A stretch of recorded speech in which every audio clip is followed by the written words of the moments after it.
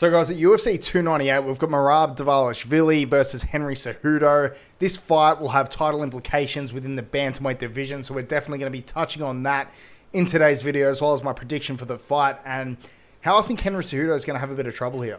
Henry Cejudo came out of retirement against Aljamain Sterling and had a bantamweight fight for that bantamweight strap and did come up short, but it was a very, very close contest. But one of the things that concerns me about Henry Cejudo leading up to this fight with Merab is the fact that he's got one foot out the door.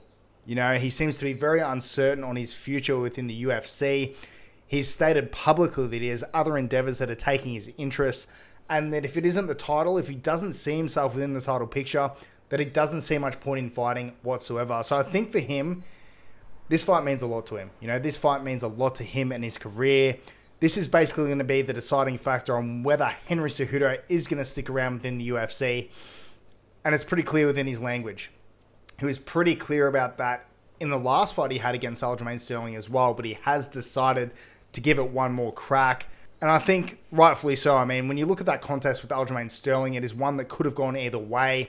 Granted, Aljamain did slightly get the better of him within that fight, I thought, but Merab's no joke. You know, Merab's going to be a tough customer and a tough nut for him to crack, especially considering how inactive he's been over the last few years. And I mean, if you look at how they both fight very similar. You know, they both target the head, the body, and the legs fairly evenly. You know, neither one of them is particularly a headhunter per se.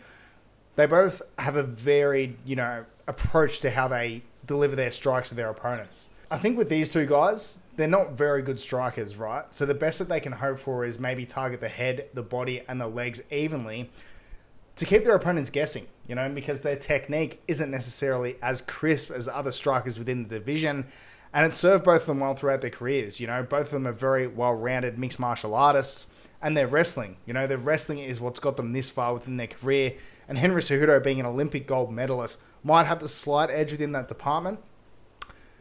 But when you just look at Merab and his, you know, his pace that he puts on people, he reminds me of a Kobe Covington. You know, a lightweight version of Kobe Covington, maybe a few years back. I mean, when you look at how Kobe did in his last fight against Leon Edwards, he really didn't show us much of how he used to be like, right? He didn't have that sort of killer mentality that I think Merab is going to rock up to this fight, and he's going to put it to Henry Cejudo. And with Merab, his takedowns are absolutely spectacular. He lands about 6 takedowns per 15 minutes on average. So he's absolutely relentless with it, and he keeps pushing the pace. If he doesn't land it, he'll just keep spamming those takedowns. And eventually, he's going to take down Henry Cejudo. You know, I know Henry Cejudo has a great takedown defense, but when you have someone like Merab that's constantly pressuring you, that's constantly threatening you with takedowns, eventually one's going to land. Now, whether he's able to keep Henry down there remains to be seen, but I don't think he will. I think we're going to see mainly a stand-up battle, but I think Henry Cejudo is not going to be able to get the job done against Merab because I don't think his conditioning is going to be there, and I think the pace is just going to be too much for him. What do you guys think about this particular contest? You know, do you think along the same lines as me? Do you think Henry Cejudo's probably at the end of his career now, this is going to be it for him?